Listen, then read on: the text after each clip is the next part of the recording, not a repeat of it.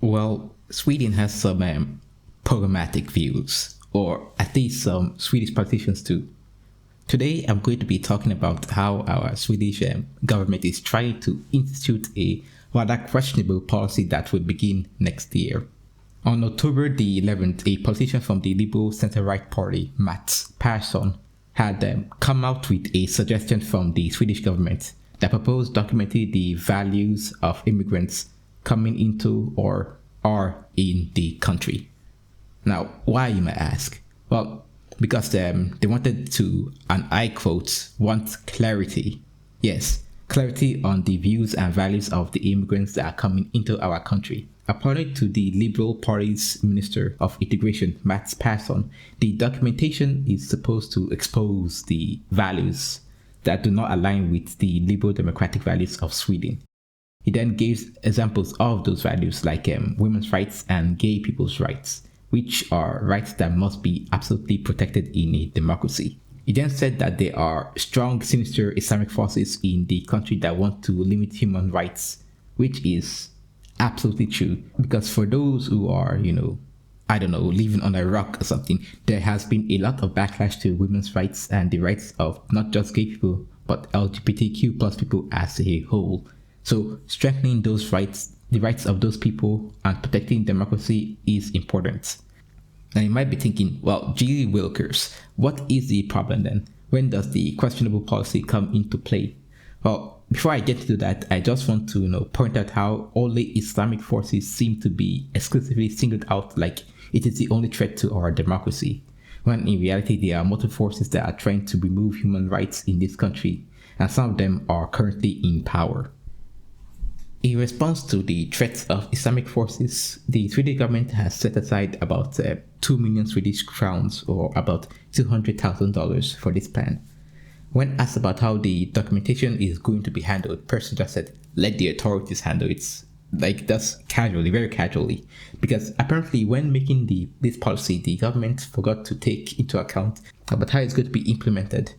And then person just washes his hands of it by saying leave it to the authorities. They know what to do, because apparently the authorities know magic or something. Like, this is the highest form of stupidity. Like, just imagine what the results of this might be, because someone clearly did not think this through when they were making this decision. When questioned on whether or not this might be classed as making people register their opinion in order to monitor them, the person just said no, that it is going to be all anonymous, that is going to make people safe and very trusting of the government or something. Like, they just want to know about, the opinions on certain things like equality and stuff.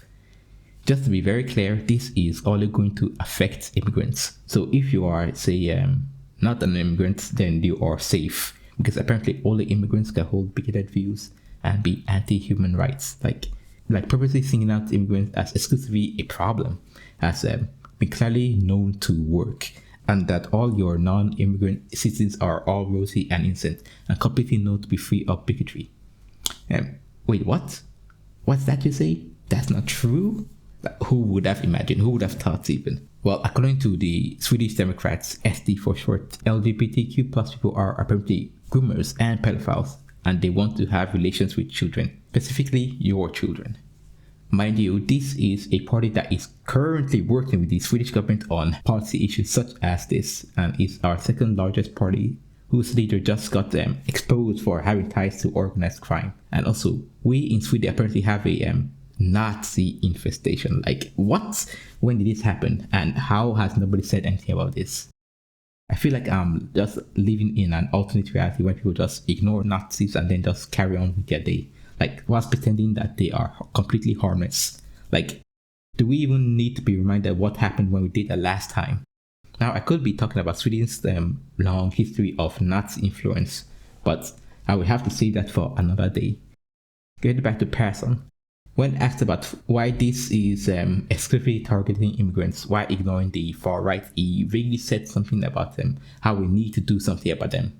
And by them, I mean the far right, without giving any specifics.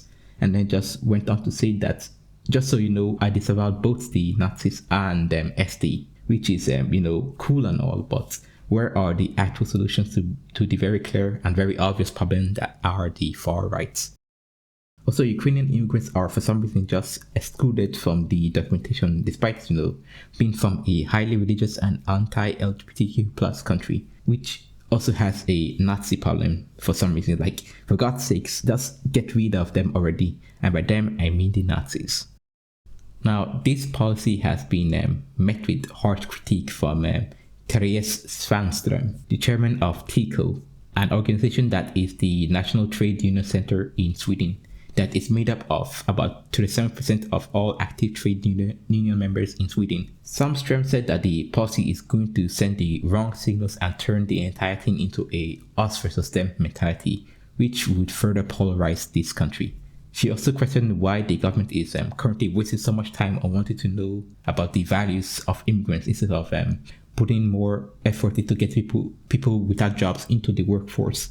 Like, gee, I wonder too why that is. She also added that how would the government even be certain that non-integrated immigrants will even be willing to answer the survey that they send out? Which is actually quite a good question and a very, very interesting thing that we in Sweden don't really often touch much upon about non-integrated immigrants. She then pointed out the flawed thinking that Swedish people are a monolith. He said that Swedes have a different set of values that are very distinct from each other, so singling out immigrants is not a particularly good idea. The policy was also questioned by the Green Party's Minister of Integration, Leila Ali Almi, who called it discriminatory, because according to her, it only serves to strengthen exclusionary practices and drive a wedge between people.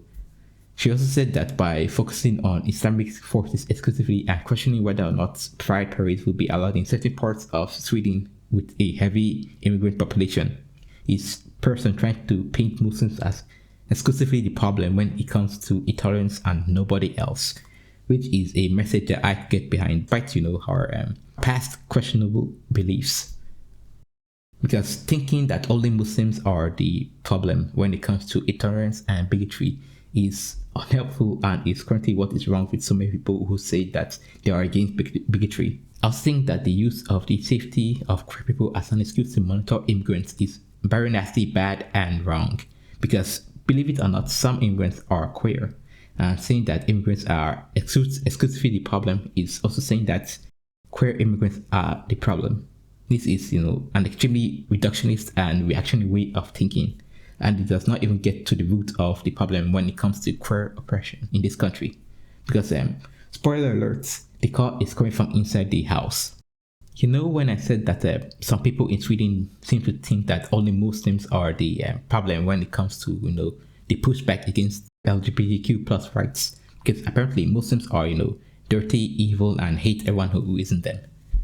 But what if I told you that Muslims are not even ranked as the top 3 problem that LGBTQ plus people face in Sweden? When Drag Queen Story Hour booked libraries to have their shows in, majority of the people who showed up to threaten and to protest them were in fact not evil, hateful Muslims, but were in fact Nazis, anti-woke culture warriors, and SD party voters. Wow, funny how a bunch of people who vote for our second largest party just, keep appearing in places like this. Odd, very odd. Now, to be fair and honest, I am not saying that, the Muslim population don't have their problems. We all do. But I am not going to pretend that most of their socio-political problems are exclusive to them. Like, say, a certain rube. But the whole talk about how we must document the views of immigrants in order to protect democracy sounds like something the known fascist dictator and prime minister of Hungary, Viktor Orban, would cook up. Like, why don't you just start whining about George Soros and wokeness or something? But wait, you already done that. For the wokeness part, not the George Soros part. But I highly doubt that he would not also whine and rant about George Soros. You pushing the spying and monitoring of immigrants under the vague guise of protecting democracy is not a good look, and does nothing to help women and queer people. Because what will you do when you have access to all that information? Like, what do you hope to accomplish, or do you just like playing survey games with them? It seems like, I don't know, the SD party's stability and incompetence and general propensity for fascism is starting to rub off on their party allies. Because this, the only explanation as to why it's supposed Liberal Party is just, okay with something like this without asking why this policy was even proposed in the first place. Anyways, I've rabbled long enough. Thanks for watching. Make sure to like, comment, and subscribe for some more Swedish news coverage. And yeah, see you next time. Take care and bye.